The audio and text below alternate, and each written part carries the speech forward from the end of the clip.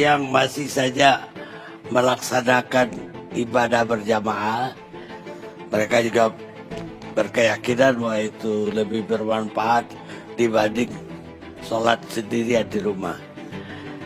Mungkin perlu penjelasan lebih jauh dari Pak Ustadz Abdul Samad. Bismillahirrahmanirrahim. Assalamualaikum warahmatullahi wabarakatuh. Alhamdulillah, wassalatu wassalamu ala rasulillah wa ala alihi wa sahbihi wa man tabi'ahu wa mawalah. Pak Karni beserta seluruh alim ulama, masyarakat, tak dapat saya sebut satu persatu. Saya menjelaskan secara fikihnya dulu. Dalam sebuah hadis dikatakan, idza sami'tum bihi fi baladin, kalau kamu mendengar ada suatu wabah di suatu negeri, fala taqdimu ilaihim, janganlah kamu datang ke negeri itu. Dan kalau wabah itu terjadi, kamu berada di dalam negeri itu, fala takhruju firaran min, jangan pula kamu keluar dari negeri itu melarikan diri.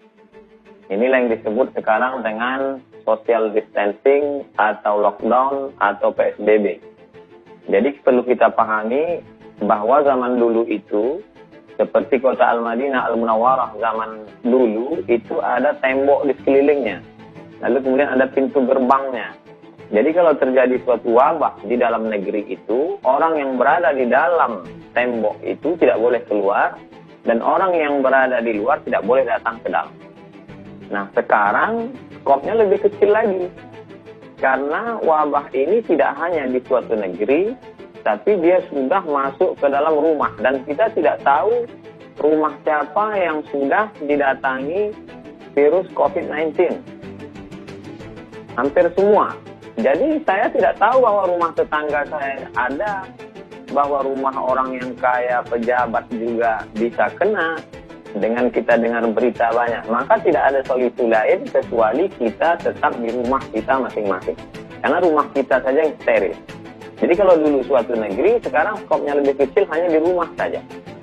Lalu kemudian hadis lain disebutkan, firra minal majzum, larilah engkau dari orang yang terkena penyakit menular, firaraka minal asad, seperti engkau lari dari singa. Jadi sebetulnya secara fikih simpel saja, aturan yang sudah diajarkan oleh Nabi Muhammad SAW 14 abad lalu itu simpel, sederhana.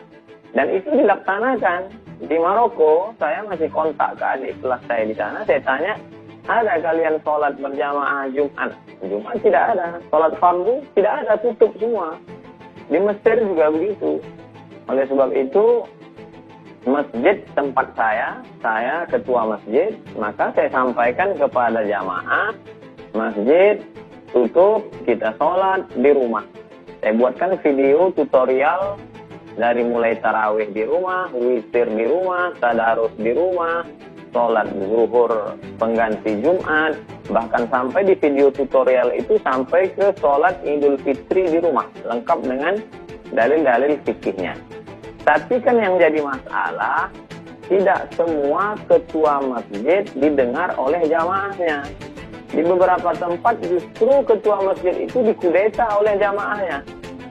Jadi dia dipecat jadi ketua masjid. Karena memang masjid itu dibangun oleh jamaah, ustadz-ustadznya diundang oleh jamaah, keuangannya murni jamaah. Maka ketika ada larangan, mereka bisa berkata, ini masjid kami yang bangun semuanya. Maka jadi sebenarnya masalahnya tidak sesimpel sederhana fikih. Tapi di sana ada masalah sosial, di sana ada masalah ekonomi. Jadi ketua masjid hanya bisa melakukan apa yang dia mampu saja. Bahwa di masjid itu saya membagi jamaah masjid itu 3 level. Yang pertama, yang hebat-hebat seperti harimau. Dia makan orang satu, itu setahun dia tidak perlu cari makan lagi. Kenyang setahun. Ini jamaah yang paling hebat. Yang nomor 2, ular sawah. Dia kalau makan kambing 1 kali, sebulan dia tidak perlu cari makan. Ini pun juga selamat. Tapi ada jamaah kita yang ayam kampung. Dia ceker pagi, makan siang, cari siang, makan sore. Maka ini yang kita data. Kita data berapa orang, jamaah yang mampu-mampu tadi kita buka rekening, kita terima bantuan, kita salurkan ke jamaah kita. Tidak kita ajak ke masjid, tapi mereka punya keterikatan emosional dengan masjid. Dulu ketika masa sulit, kamu dibantu oleh masjid. Ketika di PHK tidak ada kerja, sulit makan, maka masjid menolong. Maka bantuan ini kami bagi menjadi 3. Tanggal 10 April persiapan Ramadan, 10 Mei persiapan Idul Fitri, 10 Juni andai ini berlanjut. Jadi tidak hanya sebatas fikih, tapi di sana ada masalah sosial. Nah, di sanalah ada wibawa negara, wibawa kekuasaan. Oleh sebab itu, insya Allah jamaah akan mendengar kalau mereka perutnya kenyang, kalau mereka ada bantuan dan lain sebagainya. Jadi kalau berputar masalah fikih ini kita tak akan selesai. Karena dia akan pakai pendapat ini, pendapat ini, pendapat ini. Banyak sekali. Tapi yang saya terapkan di masjid di tempat saya, kita tutup sampai nanti insya Allah ini damai, selesai, barulah kita buka lagi sholat. Tentang masalah sholat tarawih, orang bisa sholat tarawih di rumah. Karena Nabi Shallallahu Alaihi Wasallam pun sholat tarawih malam pertama, malam kedua, malam ketiga, Nabi tidak keluar lagi. Khasyitu an tufrada alaikum, aku khawatir nanti diwajibkan kepada kamu. Maka Nabi sholat sendiri. Lalu kemudian bagi yang ingin sholat tarawih di rumahnya, maka dia berjamaah. Begitu juga dengan witir, begitu juga dengan tadarus Al-Quran. Adapun tentang masalah sholat Jumat, man tarakal jumu'ata salasa marratin, siapa yang meninggalkan sholat Jumat 3 kali tahamunan, karena menyepelekan Jumat, karena meremeh-temehkan Jumat. Adapun pada saat takut, pada saat khawatir, maka dalam Islam diajarkan la tulqu bi aidikum ila tahlukah. Jangan kau jerumuskan dirimu ke dalam kebinasaan. Hanya saja memang wabah zaman dulu berbeda dengan wabah zaman sekarang. Wabah pada zaman dulu hanya terjadi di Mesir saja. Syekh Ali Jum'ah pernah menulis bahwa dulu penduduk Mesir pernah 20 juta, lalu ketika diserang oleh wabah hanya tinggal 2,5 juta saja. 17,5 juta semuanya habis.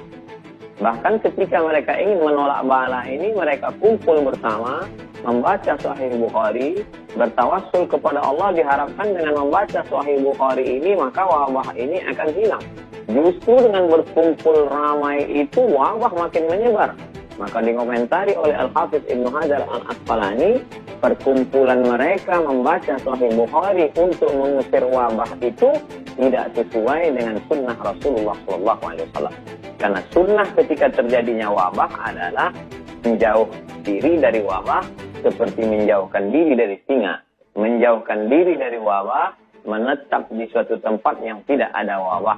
Menetap di satu tempat, kalau zaman dulu modelnya satu kampung, satu tempat. Tapi untuk saat ini, karena semua di dunia ini terkena, dan kita tidak tahu tempat mana saja yang kena, mana yang tidak, kecuali andai nanti ada suatu alat detektor canggih, cukup pakai layar saja.